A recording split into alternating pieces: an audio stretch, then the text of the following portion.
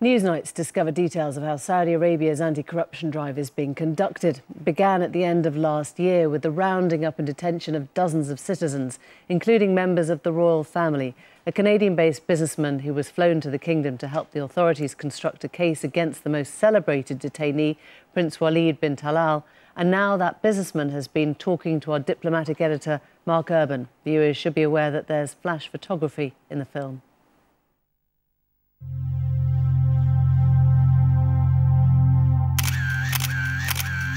Early in November, something happened that many Saudis would have thought unimaginable.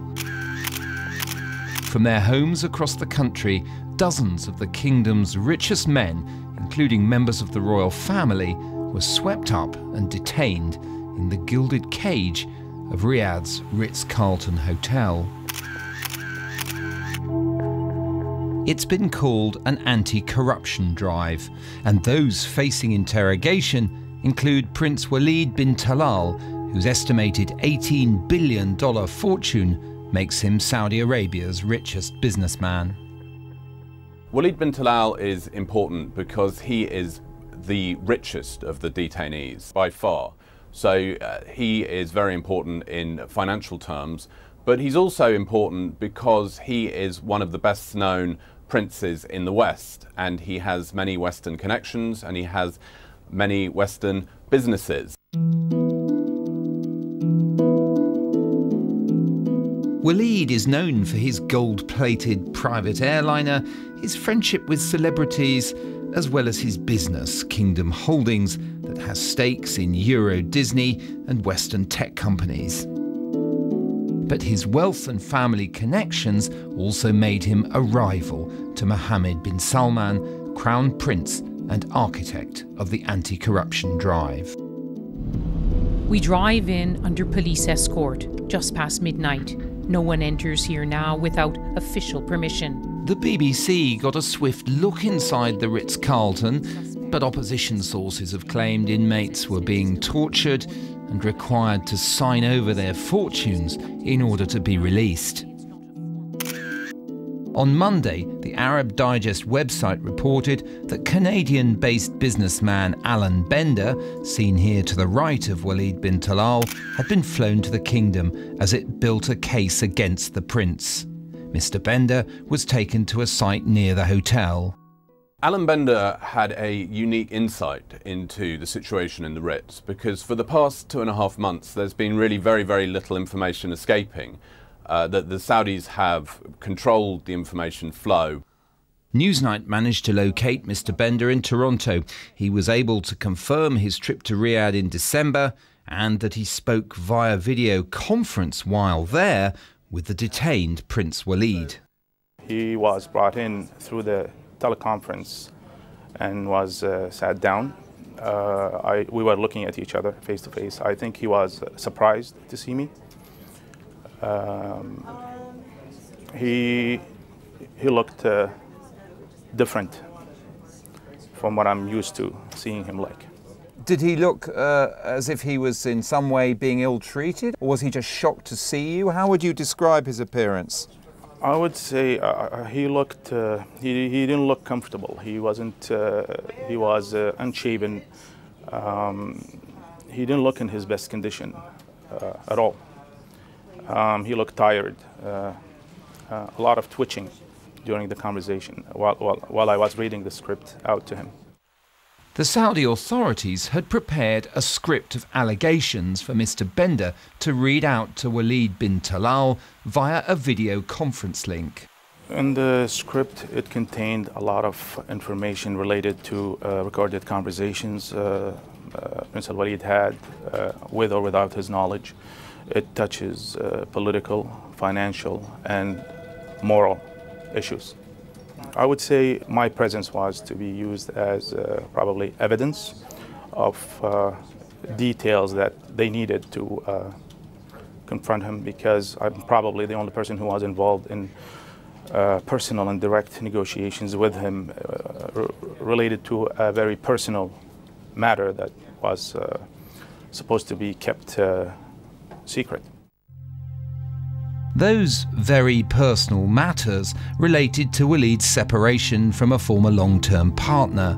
Mr. Bender has represented her in settlement negotiations, and she alleges that the prince engaged in abusive and immoral conduct.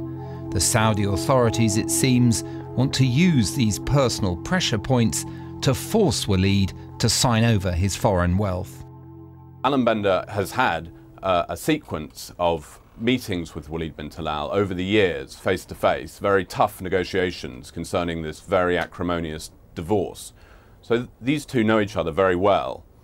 And the Saudis flew in Alan Bender and other old business adversaries of Waleed to try and put pressure on him, to try and crack him and make him do what Mohammed bin Salman wants, which is hand over all his foreign assets and make videotaped confessions admitting to all his guilt and swearing allegiance. The Saudi authorities have announced the Ritz-Carlton will soon revert to its normal role as a hotel. But there's evidence that some key detainees, including Prince Waleed, had been transferred to detention elsewhere, even in December.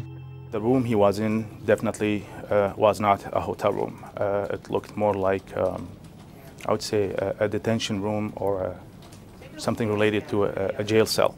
Even the sounds of the doors sliding back and forth, it didn't look or sound like he was at the Ritz-Carlton. You've known him, obviously, for many years. What sort of change do you think had come over the man that you saw through that video teleconference? Dramatic changes. He looked completely different from the man I saw, whether in North America or in Saudi Arabia or in Switzerland. He wasn't the same person at all. He looked very sad and very stressed.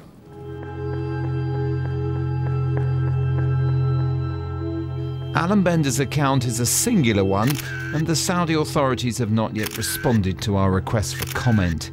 But it gives a good idea of the lengths the kingdom's rulers are willing to go to humble a prince who was their most successful businessman.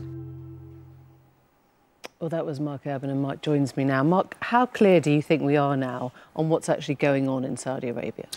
Well, one of the things that's so remarkable about Alan Bender's account is we know very little from any sort of reliable sources. The whole thing has been cloaked in secrecy and mystery. I mean, from what we understand, because of the powers the Saudi monarchy can wield, some of these detainees have agreed to surrender huge amounts of wealth. So everything that's on the Saudi side of the balance sheet, if you like, is open to expropriation or to deals.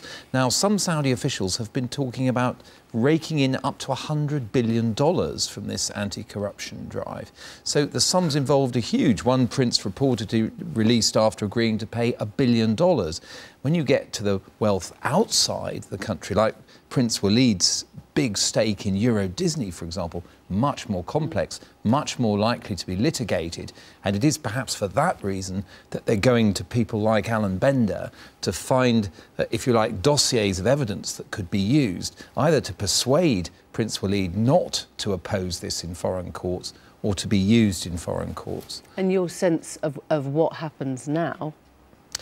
The Saudis say this thing is winding down, that there are a few dozen people still in custody, that 90 have been released, that many deals have been done. They say if you agree to pay compensation for your corrupt acts and to be sincere in your repentance, you can be released. And indeed, it's known that that's happened in the case of many families. But there are still dozens of people detained. About 60, it's believed, in a high-security prison, including Prince Waleed outside Riyadh. Their fate is unclear. Mark, thank you very much.